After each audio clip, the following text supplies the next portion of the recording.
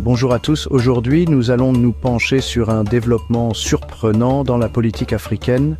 Le 18 mars 2025, les présidents Félix Tshisekedi de la République démocratique du Congo et Paul Kagame du Rwanda se sont rencontrés en face à Doha, au Qatar. Il s'agissait de leur première rencontre en plus d'un an, leur dernière rencontre ayant eu lieu lors du sommet de l'Union africaine en février 2024.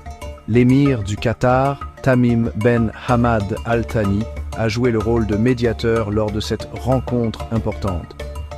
Il est intéressant de noter qu'une précédente tentative d'organiser une rencontre en janvier 2023 avait été annulée.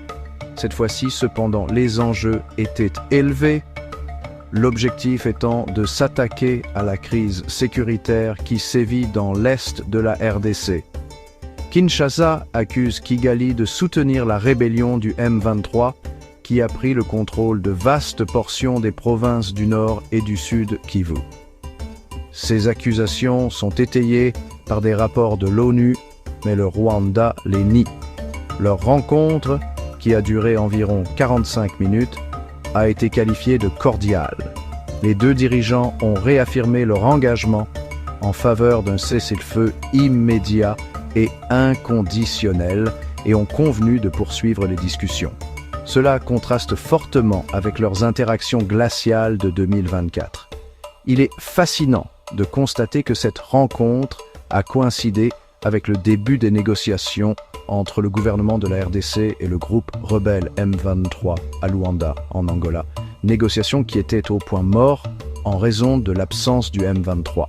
Une source de la présidence congolaise a révélé que le président Tshisekedi préfère négocier directement avec Paul Kagame, le considérant comme le véritable chef du M23.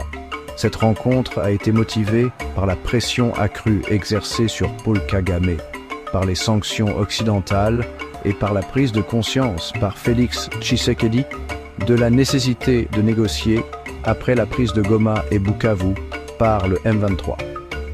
Kinshasa a exprimé son optimisme après la rencontre, espérant qu'elle conduira à une désescalade du conflit sur le terrain. Toutes les parties ont convenu de poursuivre les discussions afin de parvenir à une résolution durable. Merci de nous avoir suivis. N'oubliez pas d'aimer, de vous abonner et d'activer la cloche pour plus d'informations sur la politique africaine.